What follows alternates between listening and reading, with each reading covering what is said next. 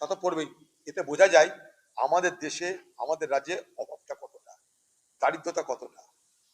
সব জায়গায় লম্বা লাইন, লক্ষ্মীর ভান্ডারের লম্বা লাইন, এগুলো এটাই প্রমাণ করে আমাদের দেশের, আমাদের রাজ্যের দারিদ্রতা কতটা, কত অভাবের মধ্যে আছে তারা। আমি তাদের ভাতা নেওয়ার কোনো বিরোধিতা করছি না, বোঝার চেষ্টা করবে। আমি শুধু বলছি যে তাদেরকে আমরা নিজের পায়ে দাঁড়িয়ে মর্যাদার জীবন দিতে পারছি না।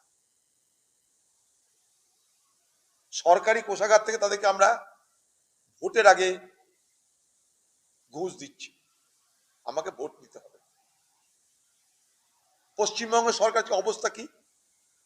7,75,000 কোটি টাকা আজকে সরকারের, এই সরকারের আমলে মানুষের মাথার উপরে ঋণের বোঝা চেপেছে 7,75,000 কোটি টাকা।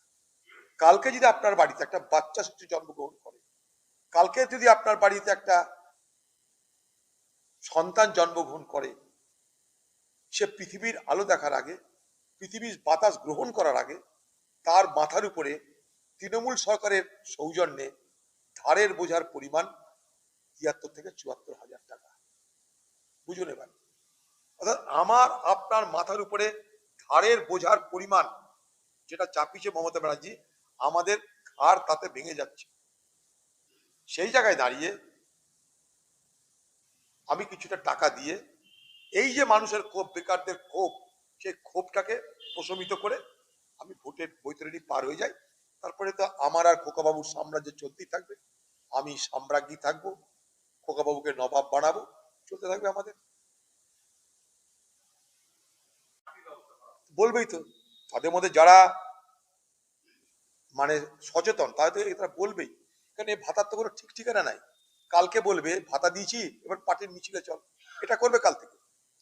এই যে ধরুন আজকে মিছিল দেখছেন না, যুবসাথীর লাইনের মিছিল দেখছেন, এটাই আগামী দিনে তৃণমূল পার্টির মিছিলে জোর করে রূপান্তরিত করার চেষ্টা করা হবে।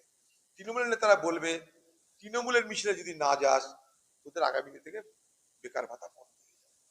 ঠিক যেটা করে মিউনিসিপালিটিতে, এই বহরমপুর মিউনিসিপালিটি একটা স্টাফের ক্ষমতা নেই কংগ্রেসের প্রোগ্রামে আসার, কারণ তারা জানে কংগ্রেসের সঙ্গে থাকা মানে তার মায়না বন্ধ হয়ে যাবে। ঠিক এই জিনিসই তৃণমূল সর্বত্র করবে। এই যে ভাতা দিচ্ছে, আমি মিলিয়ে দেবেন, তৃণমূলের দলে আজকে আশা কর্মী ছাড়া আর সেলফ হেল্প গ্রুপের লোক ছাড়া কিন্তু মমতা ব্যানার্জির সভা তো আর লোকজন হচ্ছে না। সেলফ হেল্প গ্রুপ কেন আসে? তাদের রুটি রুজির প্রশ্ন, যদি না আসে সব কেড়ে নেবে। ঠিক এই যে ভাতাটা দিচ্ছে, দিদি কিন্তু একবার এটা বলছে না যে ভাতা নেওয়ার সঙ্গে পার্টির কোনো সম্পর্ক নাই, আপনারা কংগ্রেসের, আপনারা তৃণমূল পার্টির মিছিলে আসুন বা না আসুন,